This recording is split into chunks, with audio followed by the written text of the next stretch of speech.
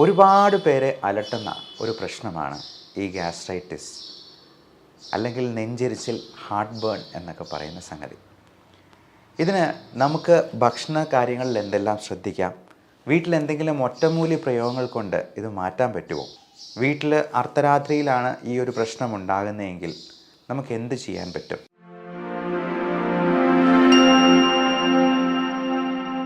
Gas, നെഞ്ചെരിച്ചിൽ, പുളിച്ചു തികട്ടൽ, വയറ്റിൽ നിന്ന് പോകാനായിട്ട് ബുദ്ധിമുട്ട്, ഫ്ലാറ്റുലൻസ് അല്ലെങ്കിൽ ദുർഗന്ധമുള്ള കീഴ്വായു ശല്യം, വയറ്റിൽ നിന്ന് പോകുന്നത് വളരെ ലൂസായിട്ട് ഫ്രീക്വൻ്റായിട്ട് പോവുക, എപ്പോൾ ഭക്ഷണം കഴിച്ചെന്നാലും പുറത്തോട്ട് പോകണം എന്ന് ഉണ്ടാകുക, ഒരുപാട് പേരെ അലട്ടുന്ന ഒരു പ്രശ്നമാണ് ഈ ഗ്യാസ്ട്രൈറ്റിസ് അല്ലെങ്കിൽ നെഞ്ചെരിച്ചിൽ, ഹാർട്ട് ബേൺ എന്നൊക്കെ പറയുന്ന സംഗതി.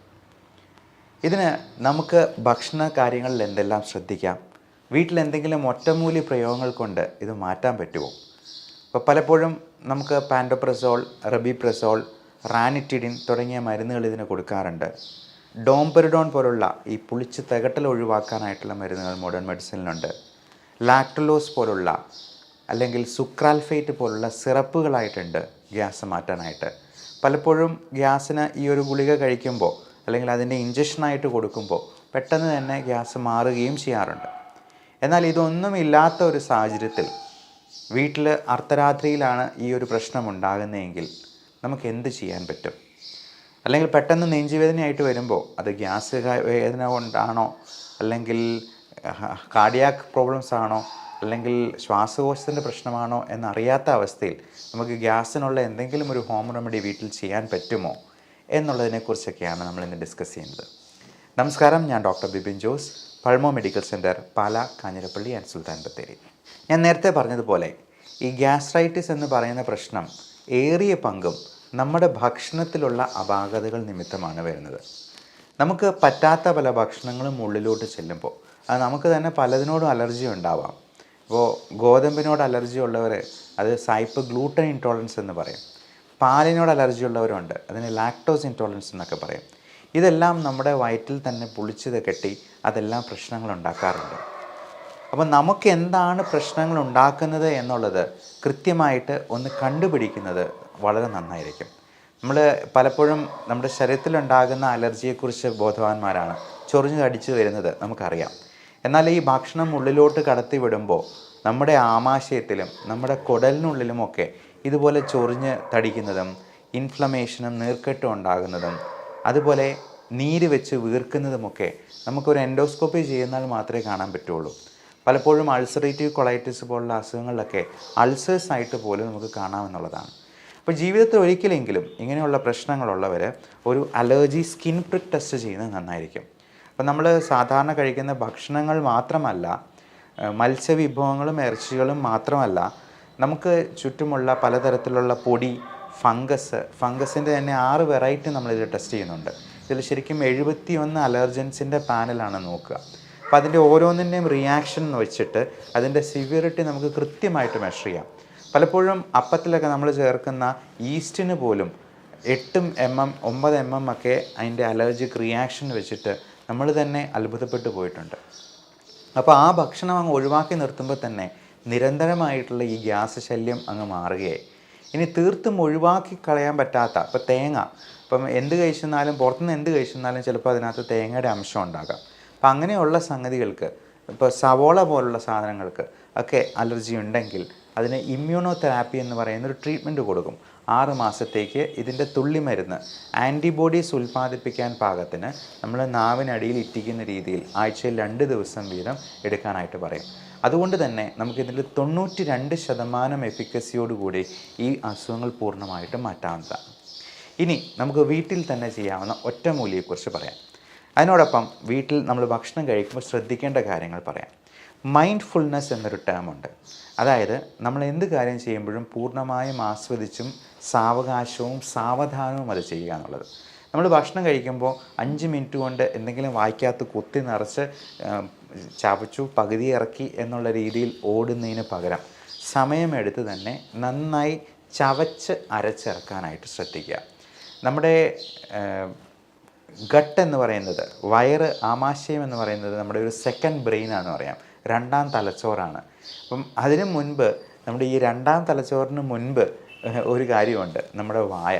നമ്മുടെ ഡൈജഷൻ പൂർണ്ണമായിട്ടും അവിടെ നടക്കുന്നില്ലെങ്കിൽ പോലും ഒരു 50% നമ്മുടെ സലൈവയുമായി മിക്സ് ചെയ്ത് അതൊരു പായസം പോലെ അല്ലെങ്കിൽ ഒരു സെമി ലിക്വിഡ് സ്റ്റേറ്റിലാണ് അല്ലെങ്കിൽ ആവണം നമ്മുടെ വയറിലോട്ട് എത്തേണ്ടത്. അല്ലെങ്കിൽ ദഹനം പ്രോപ്പറായിട്ട് നടക്കില്ല. അതുകൊണ്ട് ഈ മൈൻഡ്ഫുൾനെസ് നമ്മളത് നന്നായിട്ട് ആസ്വദിച്ച് ചവച്ച് അരച്ചിറക്കാനായിട്ട് പ്രത്യേകം ശ്രദ്ധിക്കുക. അതുകൊണ്ട് തന്നെ നമുക്ക് ഒരു ഫുൾനെസ് ഫീലിംഗ് പെട്ടെന്ന് കിട്ടുകയും ചെയ്യും. നമ്മൾ അല്ലെങ്കിൽ പെട്ടെന്ന് കഴിക്കുമ്പോഴത്തേക്കും വയറിന് ആ സിഗ്നൽ കൊടുക്കാനായിട്ട് കഴിയില്ല ബ്രെയിനിലേക്ക്. അപ്പോൾ ബ്രെയിനിന് മനസ്സിലാകുന്നത് ഇപ്പോഴും വിശപ്പ് മാറിയിട്ടില്ല എന്നാണ്. അപ്പോൾ നമ്മൾ കൂടുതൽ കഴിക്കാനായിട്ടുള്ള സാധ്യതയുണ്ട്. അതേസമയം നമ്മൾ കൂടുതൽ സമയമെടുത്ത് ചവച്ച് അരച്ചിറക്കുവാണെങ്കിൽ നമുക്ക് വിശപ്പ് അതുകൊണ്ട് തന്നെ ഒത്തിരി കുറവുണ്ടാകുകയും നമ്മൾ കഴിക്കുന്ന കാലറി ഇൻടേക്ക് ഒരുപാട് കുറച്ച് നിർത്താനായിട്ടും പറ്റും. 2, ഭക്ഷണത്തിന് മുൻപ് ഒരു 2-3 ഗ്ലാസ് വെള്ളം കുടിക്കുകയും. ഇപ്പം വെള്ളം കുടിക്കുന്ന വഴി നമ്മൾ ഒരു ഫ്ലഷ് ചെയ്ത് പോകുന്നത് പോലെ ആദ്യം ഉണ്ടായിരുന്ന ആ ഒരു വേസ്റ്റ് എല്ലാം ആദ്യമേ തന്നെ ഇൻഡസ്ട്രിയിൽ നിന്നൊക്കെ ഒന്ന് ക്ലിയർ ചെയ്ത് ആദ്യമേ തന്നെ 2 സാലഡ്, കുക്കുംബറായിട്ടോ അധികം മധുരമില്ലാത്ത പഴങ്ങളോ, ഫ്രൂട്ട്സും വെജിറ്റബിൾസും ഒക്കെ നമ്മൾ ആഹാരത്തിന് ശേഷമല്ല, ആഹാരത്തിന് മുമ്പാണ് കഴിക്കേണ്ടത്. ഈ വെജിറ്റബിൾസിനും ഫ്രൂട്ട്സിനും ഒക്കെ ഒരു കാര്യമുണ്ട്, അത് ചൂല് പോലെ അടിച്ച് വൃത്തിയാക്കും. നമ്മൾ രാവിലെ എണീറ്റുന്ന ആദ്യം ചെയ്യുന്നത് എന്താ? ചൂല് കൊണ്ട് അടിച്ച് വൃത്തിയാക്കുകയാണ്. പകരം നമ്മൾ ഭക്ഷണം കഴിക്കുന്നതിന് മുൻപ് തന്നെ ഈ ചൂല് കൊണ്ടുള്ള വൃത്തിയാക്കൽ ഒന്ന് തുടങ്ങണം എന്നുള്ളതാണ്. നമ്മുടെ ആമാശയത്തിലെയും കുടലിലെയും ഉള്ള വേസ്റ്റുകളെല്ലാം ആദ്യം ചൂല് കൊണ്ടൊന്ന് അടിച്ച് വൃത്തിയാക്കി ഇച്ചിരി വെള്ളം ഒഴിച്ച് അതങ്ങ് ഫ്ലഷ് ചെയ്തതിന് ശേഷം വേണം നമ്മൾ കഴിക്കാനായിട്ട്. ഇപ്പോൾ കഴിക്കുന്നത് കാർബോഹൈഡ്രേറ്റ്സിൻ്റെ അളവ് വളരെ കുറച്ച്, ഇപ്പോൾ പ്രോട്ടീൻ്റെ അളവാണെന്നുണ്ടെങ്കിലും നമുക്ക് പറ്റുന്ന പ്രോട്ടീൻ മാത്രം, ഒരുപാട് വാരി വലിച്ച് കഴിക്കാതെ നമുക്ക് ഇഷ്ടപ്പെടുന്നതും നമുക്ക് വയറിന് പറ്റുന്നതുമായിട്ടുള്ള സാധനങ്ങൾ കുറച്ച് മാത്രമായിട്ട് കഴിക്കാനായിട്ട് ശ്രദ്ധിക്കുക.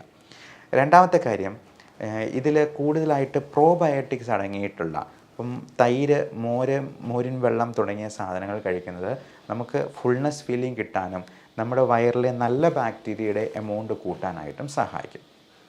ഇനി ഈ പ്രോബയോട്ടിക്സും ഡൈജഷന് സഹായിക്കുന്നതുമായിട്ടുള്ള ഒറ്റമൂലി അത് നമുക്ക് ഭക്ഷണത്തിൽ തന്നെ ഉൾപ്പെടുത്താവുന്നതേ ഉള്ളൂ. നമുക്ക് ആദ്യമേ തന്നെ ഈ ഭക്ഷണത്തിൻ്റെ കൂടെ ഇത് കഴിക്കാവുന്നതാണ്. ഇതിന് 6 കാര്യങ്ങളാണ് ഞാൻ പറയുന്നത്. 1, നമുക്ക് തുളസി ഇല അല്ലെങ്കിൽ പുതിനയില, ഇത് രണ്ടും വേണമെങ്കിൽ ചേർക്കാം. തുളസി ഇലയും പുതിനയിലയും നമുക്ക് വേണമെങ്കിൽ അത് അരിച്ചോ പൊടിച്ചോ അല്ലെങ്കിൽ ചവച്ചോ ഇറക്കാവുന്നതാണ്. അതുപോലെ മല്ലിപ്പൊടിയായിട്ട് നമുക്ക് കൂടുതലായിട്ട് കറികളിൽ ഉപയോഗിക്കാം, അല്ലെങ്കിൽ ഭക്ഷണത്തോടൊപ്പം തന്നെ സാലഡിൻ്റെ കൂടെ വേണമെങ്കിൽ വിതറിയിടാവുന്നതാണ്. അതോടൊപ്പം നമ്മൾ ഈ ഒത്തിരി സ്പൈസി ആയിട്ടുള്ള കുരുമുളക് പോലുള്ള സാധനങ്ങളും മുളകും പച്ചമുളകും അതുപോലെ കാന്താരി മുളകും ഒക്കെ കൂടുതലായിട്ട് ചേർക്കുന്നത് തീർച്ചയായിട്ടും നല്ലതല്ല. ആപ്പിൾ സിഡർ വിനെഗർ എന്ന് പറയുന്നത് നമ്മുടെ ദഹനത്തിനും ഹെൽപ്പ് ചെയ്യുന്ന ഒന്നാണ്. വെർജിൻ കോക്കനട്ട് ഓയിൽ, ഉരുക്ക് വെളിച്ചെണ്ണയും കാസ്റ്റർ ഓയിൽ എന്ന് പറയുന്ന ഈ ആവണക്കെണ്ണയും ഒക്കെ നമ്മുടെ ഡൈജഷൻ പ്രോപ്പർ ആകാനും നമ്മുടെ കോൺസ്റ്റിപ്പേഷൻ റിലീവ് ചെയ്യാനായിട്ടും, ഒത്തിരി ഈ വയറ്റിൽ നിന്ന് ഒരുപാട് ഫ്രീക്വൻ്റ് ആയിട്ട് ലൂസ് മോഷനൊക്കെ ഉള്ളവർ ഈ പറയുന്ന കാസ്റ്റർ ഓയിലും വെർജിൻ കോക്കനട്ട് ഓയിലും ഒന്നും ഒരുപാട് ഉപയോഗിക്കേണ്ട ആവശ്യമില്ല. അത് ഒരു ലിമിറ്റിൽ മാത്രമേ ഉപയോഗിക്കേണ്ടതുള്ളൂ. അത് നല്ല മോയ്സ്ചറൈസറും കൂടിയാണ്. നമുക്ക് ശരീരത്തിൽ പുരട്ടാനായിട്ടും വെർജിൻ കോക്കനട്ട് ഓയിൽ നന്നായിട്ട് ഹെൽപ്പ് ചെയ്യാവുന്നതാണ്. അതേപോലെ നമുക്ക് തേൻ എന്ന് പറയുന്ന സംഗതി നമുക്ക് ഒരുപാട് ആൻറ്റി ഓക്സിഡൻറ്റ് പ്രോപ്പർട്ടീസ് ഉള്ളതാണ്. ഡയബറ്റിക് ആയിട്ടുള്ളവർ ഒത്തിരി തേൻ ഉപയോഗിക്കാൻ പാടില്ല. നമ്മൾ വളരെ കുറച്ച് മാത്രം തേൻ ഉൾപ്പെടുത്തുക. ഇപ്പം ഗ്രീൻ ടീയുടെ കൂടെ നമുക്ക് 1 സ്പൂൺ തേൻ ഉപയോഗിക്കുന്നതിൽ യാതൊരു തെറ്റുമില്ല എന്നുള്ളതാണ് പ്രത്യേകമായിട്ട് ഓർമ്മിപ്പിക്കാനുള്ളത്. അതോടൊപ്പം നമുക്ക് പൊടിച്ച് ചേർക്കാവുന്ന മറ്റ് സംഗതികൾ എന്തൊക്കെയാണെന്നുള്ളത് നോക്കാം. ജീരകം എന്ന് പറയുന്നത് ഒത്തിരി ആൻറ്റി ഓക്സിഡൻറ്റ് പ്രോപ്പർട്ടീസ് ഉള്ള സംഗതിയാണ്. അതോടൊപ്പം നമ്മുടെ ദഹനത്തിന് സഹായിക്കുന്ന ഒന്നും കൂടെയാണ്. അപ്പം ജീരകം അല്ലെങ്കിൽ കുർക്കുമിൻ സീഡ്സ് എന്ന് പറയുന്നത് നമുക്ക് പൊടിച്ച് കൂടുതലായിട്ട് ആഹാരത്തിലും കറികളിലും ഒക്കെ ഉൾപ്പെടുത്താവുന്നതാണ്. ഇനി ഇത് കറികളിൽ ഉൾപ്പെടുത്താൻ പറ്റിയില്ലെങ്കിൽ പോലും ഇതെല്ലാം പൊടിച്ച് നമുക്ക് ആദ്യം ഒരു സാലഡായിട്ട് കഴിക്കുന്നത് തീർച്ചയായിട്ടും നമ്മുടെ ഈ ദഹനത്തിന് സഹായിക്കുന്ന ഒന്നാണ്. അതുപോലെ ഇഞ്ചി നീര്, ഇഞ്ചി പൊടിച്ചത് അല്ലെങ്കിൽ ഇഞ്ചി നമുക്ക് നാരങ്ങാ വെള്ളമായിട്ട് കുടിക്കുന്നത് ഒക്കെ തീർച്ചയായിട്ടും ദഹനത്തിന് വളരെയധികം സഹായിക്കുന്നതാണ്. ഇഞ്ചിയും മോരും വെള്ളവും ഒക്കെ ചേർത്ത് നല്ലൊരു സംഭാരമായിട്ട് കുടിക്കുന്നത്, അപ്പം നമ്മുടെ തൊടിയിൽ തന്നെയുള്ള പുതിനയിലയും തുളസിയിലയും അതുപോലെ കറിവേപ്പിലയും ഒക്കെ ചേർത്ത് നല്ലൊരു സംഭാരം കഴിക്കുമ്പോൾ തന്നെ വയറ് പകുതി ഫില്ലാകും എന്നുള്ളത് കൊണ്ട് നമുക്ക് ഒത്തിരി കഴിക്കാതെ തന്നെ നമ്മുടെ വണ്ണം കുറയ്ക്കാനായിട്ടും കൂടി സഹായിക്കുന്ന ഒന്നാണ് എന്നുള്ളത് പ്രത്യേകം ഓർമ്മിപ്പിച്ചുകൊള്ളുന്നു. അപ്പോൾ നമുക്ക് ചെയ്യാവുന്ന ഒരു ഒറ്റമൂലി ഇതാണ്. ഈ പറഞ്ഞ സാധനങ്ങളെല്ലാം പുതിനയില, അതുപോലെ തുളസി ഇല, അതുപോലെ തേന്, ഇഞ്ചി, അതോടൊപ്പം ജീരകം, പിന്നെ നമുക്ക് ഉപയോഗിക്കാവുന്ന മറ്റ് virgin coconut oil, castor oil തുടങ്ങിയ സാധനങ്ങൾ. അപ്പം ഇതിൻ്റെ ഹോം റെമഡി, ഇത് ഈ പൊടിക്കാവുന്ന സാധനങ്ങളെല്ലാം പൊടിച്ചിട്ട് ഒരു സ്പൂണായിട്ട് തേനിൻ്റെ കൂടെ ചേർത്തൊന്ന് കഴിച്ചു നോക്കുക. അതേപോലെ അല്പം മോരും വെള്ളം കൂടെ കുടിച്ചു നോക്കുക. അപ്പോൾ ഗ്യാസിൻ്റെ പ്രശ്നമാണെന്നുണ്ടെങ്കിൽ അതിനൊരല്പമെങ്കിലും ശമനം കിട്ടിയേക്കും. ഇനി അല്ലാന്നുണ്ടെങ്കിൽ ഇപ്പോൾ ഇതുപോലെ ഹാർട്ട് അറ്റാക്ക് പോലുള്ള പ്രശ്നങ്ങൾ പോലും നെഞ്ചെരിച്ചിലായിട്ടും നെഞ്ച് വേദനയായിട്ടും ഒക്കെ പ്രസൻറ്റ് ചെയ്യാം. അതുകൊണ്ട് എത്രയും പെട്ടെന്ന് തന്നെ അതിന് വൈദ്യസഹായം തേടേണ്ടതുണ്ട്. ഇതിൽ കുറവില്ല എന്നുണ്ടെങ്കിൽ ECGയും ചെസ്റ്റ് എക്സ്റേയും ട്രോപ്പായി പോലുള്ള ടെസ്റ്റുകളും അടിയന്തരമായിട്ട് തന്നെ ചെയ്തു നോക്കേണ്ടതുണ്ട്. അത് ഒരുപാട് വെയിറ്റ് ചെയ്യുന്നാൽ ചിലപ്പം ജീവൻ പോലും അപഹരിക്കപ്പെട്ടു പോകാവുന്ന ഒരവസ്ഥയിലേക്ക് പോയേക്കാം എന്നുള്ളത് ഓർമ്മിപ്പിച്ചുകൊണ്ട് നിർത്തുന്നു. Love and regards, doctor Bipin Jose, Pulmo medical centre, Pala, Kanjirappally and Sulthan Bathery.